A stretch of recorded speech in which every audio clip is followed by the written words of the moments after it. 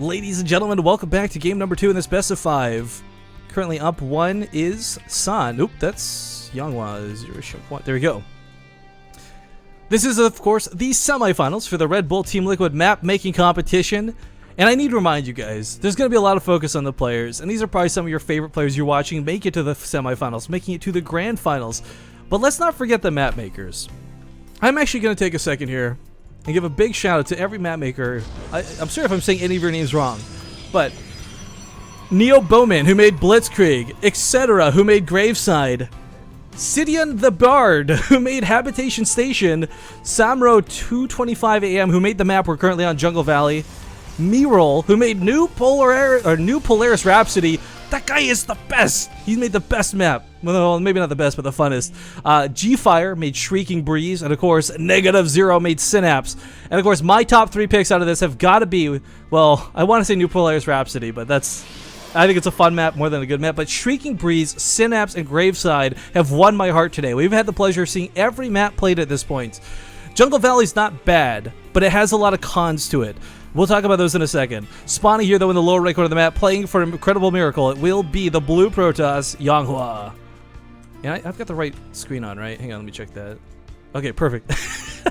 In the upper left, playing for Flash Wolves. It is, of course, the red Protoss, San. And okay, we'll do a quick overview. If you guys are just tuning in here today, if you're at the semifinals and you missed everything leading up to this point, you will have missed the fact that you are completely walled in 100% to your main, your third, and your natural. There are rocks blocking gases at every base outside of your natural. This isn't just one base here. It's every base outside of your natural has rocks blocking the second geyser, so you can't quickly take gas. But the rocks I'm talking about, the rock block as it were, are these rocks. These wretched, horrible things.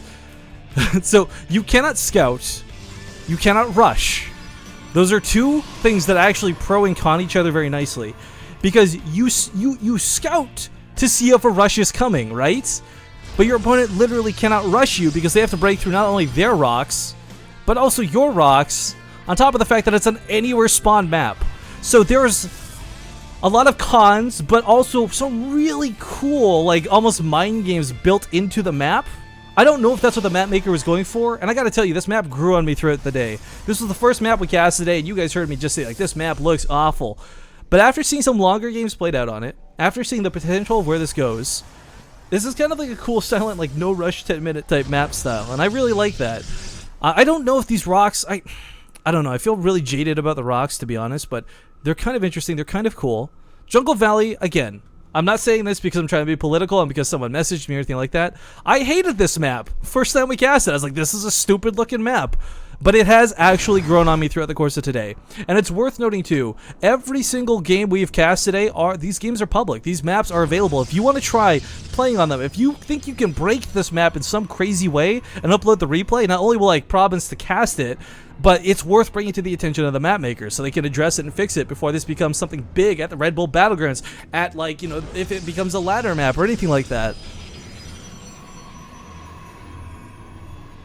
But of course, kind of interesting to see Twilight Councils. I imagine, you know, normally I'd say Blink, right? But we saw so much Warp Prism Dark Templar get involved on this map to try and go over the rocks, to try and catch your opponent off guard. But ooh, I'm actually thinking Blink out of San. I say this because the pylon positioning, yes, it's to scout the rocks and to see when your opponent's coming, but you can also warp it on the other side. And if you blink across, jump through, I don't know. I think it could be cool. I think Blink could be definitely cool if someone goes for it. Will it be Blink though? Yeah, okay, so San's gonna go for Blink, and so will Yonghwa.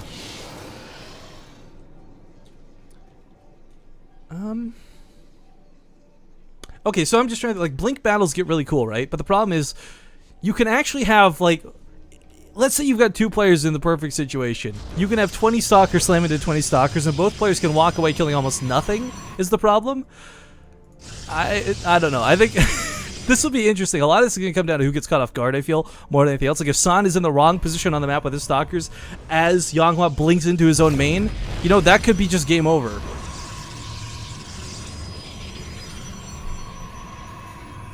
Oh, someone confirmed for me it is Yo Flash Wolves. Thank you, Partoof. Shout out to him. He's one of the channel moderators and Nightbot King Extraordinaire.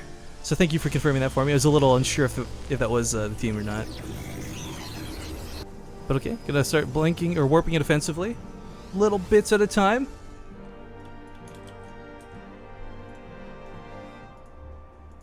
How much is he gonna get accomplished though? I want to put Yonghwa's doing the exact same thing. This is so cool! This is what I love. This map has been out for a day. These guys have probably played on this map like a maximum of like 4 or 5 times, maybe. And they've already, like, this is the intelligence of players. This isn't some hive mind. It's not like these guys whispered to each other and said, hey, you want to do this cool thing with the pylons? No, this is just intelligence saying, like, look, this is probably the best way to utilize positioning on this map to try and keep an eye on what's going on and also be able to warp in possibly offensively versus defensively. But, oh, but that big blink does catch that Stalker. And San is going to be sent home running with his, I don't know if Stalkers have tails between their legs, but that expression still stands. But the big thing was, Yonghwa just revealed his blink to San. San has not revealed his blink to Yonghwa. So he's coming into this a little bit blind, and oh, I like this a lot. San is going to capitalize on this, going for a Dark Shrine right now, recognizing, oh, if my opponent has blink, chances are he does not have a robo facility. Chances are he does not have observers. So such a smart move again, the intelligence of both these players in a PvP when the slugfest could be so desperate, could be so dire. I love that they're doing this. So cool.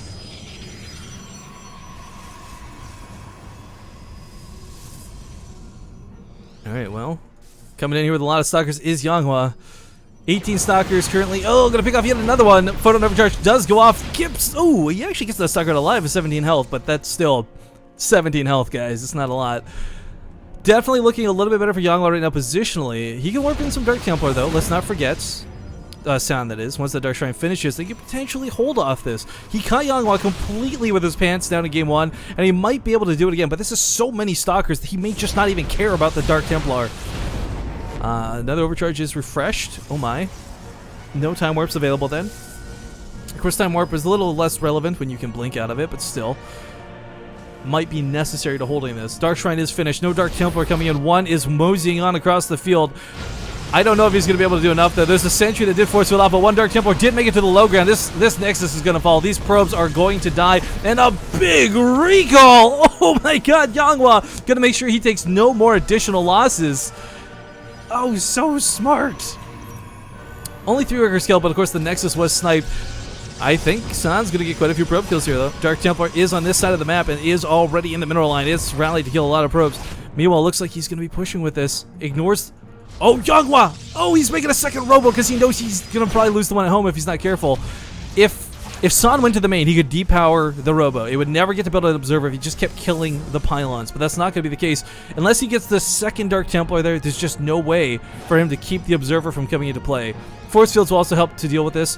Robo's coming in the best spot possible. It's completely sort of nestled in there so perfectly. Another sentry going to catch Dark Templar, maybe? Probes being evacuated. But the observer will be coming shortly. Gets the sentry. Oh my god, so much damage done being with a small amount of Dark Templar. This small investment really paying off in the end here. Oh, he's gonna focus. If San kills the Nexus, he will equalize the game.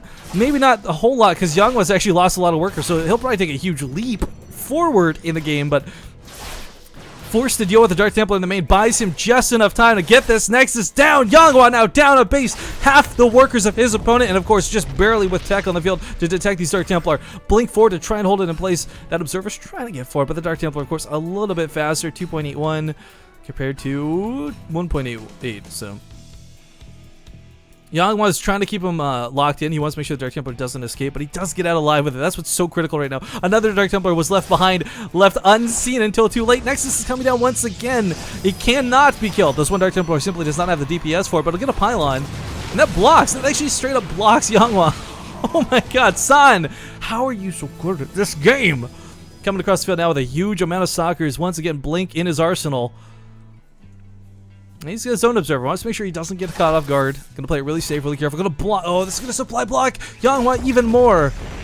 Dark Templar will finally go down, but the damage has certainly been done this game. 17 workers were killed for the cost of a small amount of Dark Templar. Oh, San was so smart to recognize that. I'm gushing over San too much. I'll try and cut it out because we've got some Blink micro that's about to come into play.